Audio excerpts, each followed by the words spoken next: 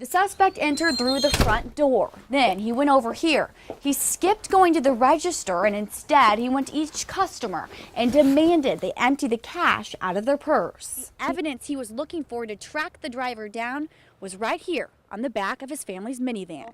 When another car came up behind it and slammed into the back of it, police tell us that a woman in her 70s was killed. Neighbors tell me that they saw that group of teenagers here running along 43rd Street last night. They said they saw the group jumping on top of cars and kicking them, so they called police. Corey Turner was walking right here on this sidewalk when that SUV hit him. They tell us after it hit him, it ran through this front yard. Now I want to take you over here on this side of the scene. This silver car, that's the suspect's car. Use your phone to dial the number on the back and make sure there's actually cash on the card. Sure enough, there probably will be, but when you go to use it, the cash is gone.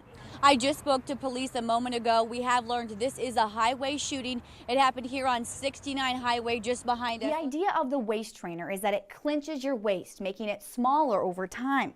But doctors say that clinching is actually compressing your organs. Now, just a huge line of people here in the hotel waiting to hear Senator Rubio speak. It's 1 week encouraging you and I to do something nice for somebody else. They just put up this caution tape behind us a short time ago.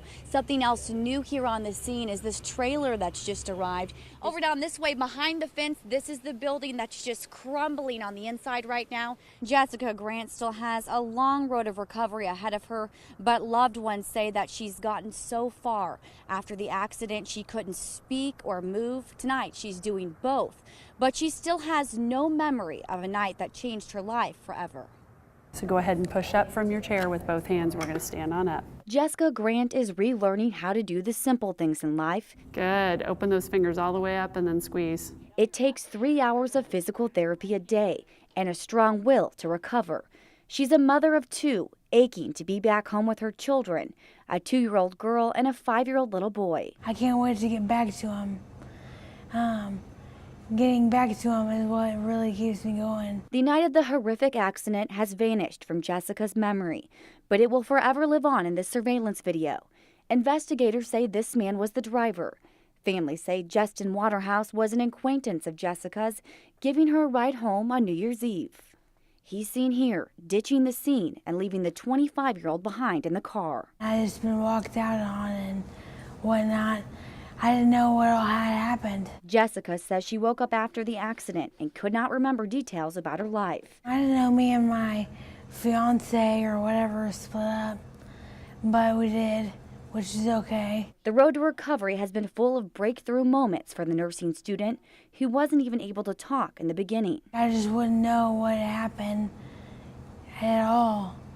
So I have to remind myself that I've been in a car wreck. Dave Grant says it's the community support that has kept his niece going. We want to definitely thank them because without them, I think we would have fell apart. And put it up on the counter. Even with her injuries, Grant says she has a lot to be thankful for. My kids, my education, and my family. Jessica's family is putting together a fundraiser for her this spring. It's going to be in April at the No. 9 Saloon in Kansas City. We have all the information on that fundraiser and other ways you can help Jessica on our website, fox4kc.com. Waterhouse is due in court at 10 a.m. on Monday. Molly Balkenbush, Fox 4 News, working for you live in Overland Park. Tonight, the little boy is stuck using a pool noodle to find his way around. Dakota Nafzinger is just like any other 8-year-old little boy in many ways. He loves singing, fishing, and swimming. But being blind means even the fun things take extra work. It's a lot harder with this. That's why Dakota depends on a cane to get around, and he says this noodle isn't doing much good. Why would you do that? Why would you take the one thing that he's supposed to use all the time? That's his eyes. A spokeswoman with the North Kansas City School District said Dakota was acting up on the bus Monday and hit somebody with his cane. She says the bus driver or the bus aide took the cane away. We asked school officials why a pool noodle was handed over. Spokeswoman Michelle Kronk told Fox 4 the boy fidgets and needed something to hold. They said they were going to give me this for the next 2 weeks. Dakota's mom, Rachel Nafzinger, says her son did get a write-up Monday for misbehaving on the bus, but she doesn't understand why the punishment was taking away the thing he needs the most. He's gone through so much in his life already. 8 years. And I just don't like someone else putting my son in that position. Dakota's dad says his son simply lifts his cane up sometimes, and the bus driver thought he was using it violently. All around, he's a good little guy, and he shouldn't be treated the way he's being treated.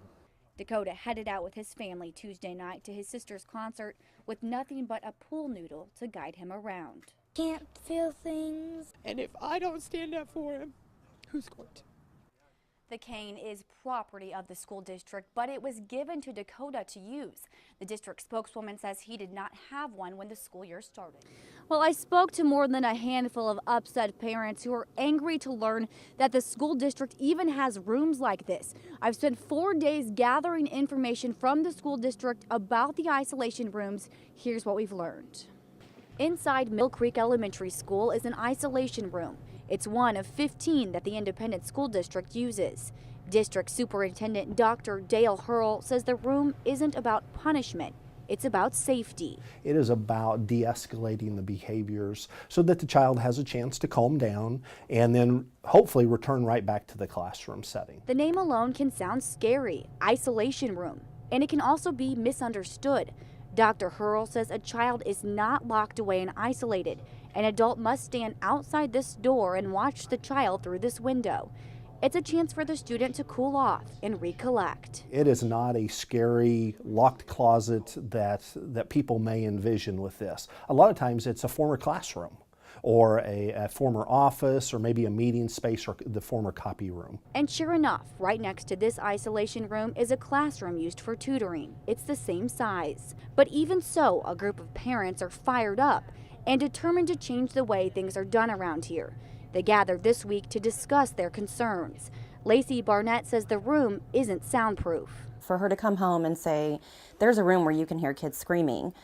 They say that if we're bad enough or if we do something, then that is our punishment. Parents were also angry the room did not have electrical outlets covered, as seen in these pictures snapped by one mom. But school staff says they've since covered them up, even though board policy does not require it. We checked tonight and they were covered. Joni Gentry, who is a 5th grader at the school, says he's also complained about the noises that come from the room. The children are coming home and expressing what's happening and the screaming. I have concerns about a kindergartner, my son, being locked up in a room and what that would do to him. District officials say there is a state investigation underway after one parent complained about an incident involving an isolation room. But they tell Fox 4 anytime a parent complains to the Division of Family Services, there's always an investigation. The district even had the option to do the investigation internally, but said they asked the state to take care of it instead, so it's objective. They invite any parent to come take a look at this room for themselves. Are you calling it isolation, or is it literally, as a parent would simply say, can you go to your room and get yourself together? If a child is put into an isolation room, the district has 2 days to notify the parents. District staff tell me they've been using these rooms for more than 10 years, and they've been using them for 3 years in the elementary schools. Now, that group of concerned parents that you heard from, they've started a petition. They want to have some leadership changes here at Mill Creek Elementary. Molly Balkenbush, Fox 4 News, working for you live in Independence.